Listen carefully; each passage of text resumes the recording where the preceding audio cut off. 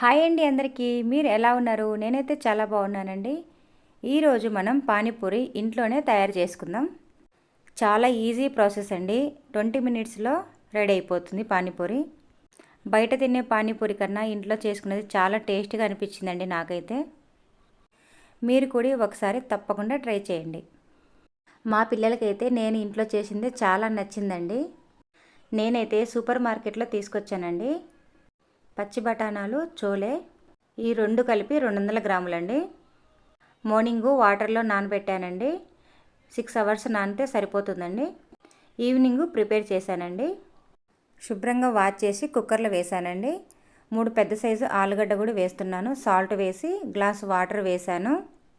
కుక్కర్లో పెట్టేసి 6 విజిల్స్ రానిచ్చానండి. చూడండి ఎంత చక్కగా ఉడికిపోయిందో ఆలు. పొటాటో ఒక గిన్నెలో తీసుకొని పక్కన పెట్టేసుకుందాం. మీకు ఎప్పుడైనా పానీపూరి తినాలనిపిస్తే ఇంట్లోనే ప్రిపేర్ చేసుకోండి. బయట ఫుడ్ అంత మంచిది కాదని చెప్తున్నానండి అంతే. ఆలు పక్కన పెట్టేసుకొని చూడండి, ఇలా నా దగ్గర పప్పు గుత్తిలాగా ఉందండి. దీంతో పూర్తిగా మెత్తగా అయ్యేంతవరకు పూర్తిగా ఇలా అనేసానండి.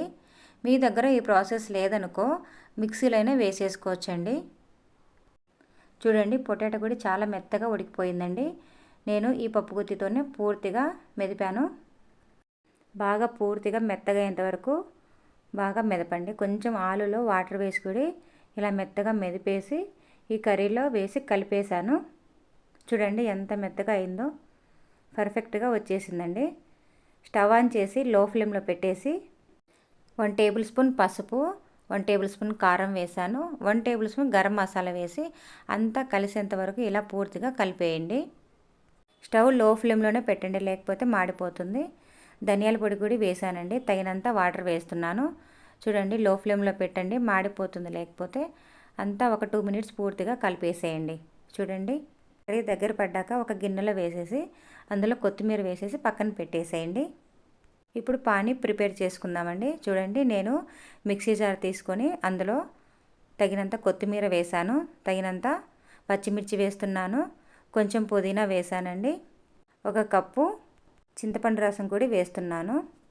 పూర్తిగా అంతా ఒకసారి మిక్సీ పట్టేసుకొని ఒక గిన్నెలో వేసేయండి. 1 టేబుల్ స్పూన్ సాల్ట్ వేసాను, 1 టేబుల్ స్పూను షుగర్ కూడా వేస్తున్నానండి. షుగర్ కంపల్సరీ వేయండి, చాలా బాగుంటుంది. సూపర్ మార్కెట్లో పూరి ప్యాకెట్ తెచ్చానండి. ఈ ప్యాకెట్ చాలా బాగుంటుంది, ఈ బ్రాండ్. స్టవ్ ఆన్ చేసి కడాయి పెట్టుకొని తగినంత ఆయిల్ వేయండి. ఆయిల్ బాగా హీట్ ఎక్కాలండి. చూడండి, పూరి వేసాను, ఎంత చక్కగా పొంగిందో. సూపర్గా పొంగాయండి పూరీలు మాత్రం, చాలా చక్కగా వచ్చాయి. మనకి ఎన్ని కావాలో అన్నీ వేయించుకొని పక్కన పెట్టేసుకోండి. పూర్తిగా కొంచెం కొంచెంగా వేసి అన్నీ తీసి గిన్నెలో పెట్టేసి పక్కన పెట్టేసుకోండి. చూడండి ఎంత పర్ఫెక్ట్గా వచ్చాయో పూరీలు, చాలా బాగా వచ్చాయండి. ఇలా డీప్ ఫ్రై చేసి అన్నీ పక్కన పెట్టేసుకోండి. ఆనియన్ ముక్కలు సన్నగా కట్ చేసుకొని చూడండి ఇలా సర్వ్ చేసుకోండి. మా పిల్లలు అయితే ఎంతో ఇష్టంగా తిన్నారండి.